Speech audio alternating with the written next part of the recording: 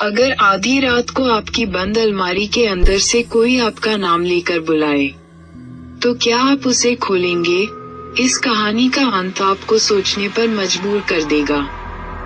रात के 3:14 बजे थे। राहुल अपने दादा के पुराने घर में पहली रात अकेला था। घर कई सालों से बंद पड़ा था। सोने से पहले उसने देखा कि कमरे की पुरानी लकड़ी की अलमारी अपने आप थोड़ा सा खुल गई। उसे लगा शायद हवा होगी। कुछ देर बाद ठक ठक ठक आवाज अलमारी के अंदर से आने लगी। राहुल ने हिम्मत करके पूछा, कौन है?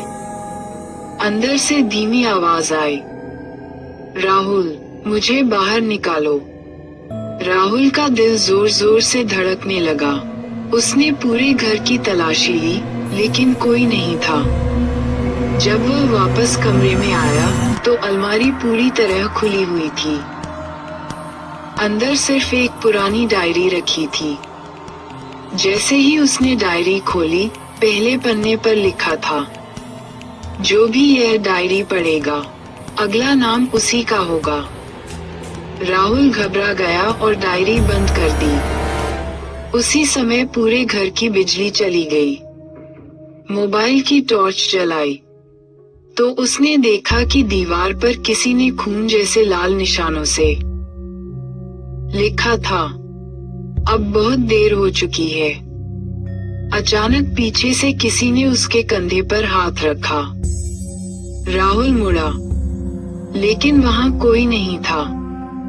अब कमरे में सिर्फ उसकी परछाई थी, और वह परछाई उसकी हरकतों की नकल नहीं कर रही थी। वह मुस्कुरा रही थी। धीरे धीरे परछाई दीवार से अलग होकर उसकी तरफ बढ़ने लगी। राहुल भागकर बाहर निकला। मुख्य दरवाजा खुल ही नहीं रहा था। पीछे मुड़कर देखा, कमरे में वही अलमारी फिर बंद हो चुकी थी, और अंदर से आखिरी बार आवाज आई, अब अगला इंतजार किसी और का है।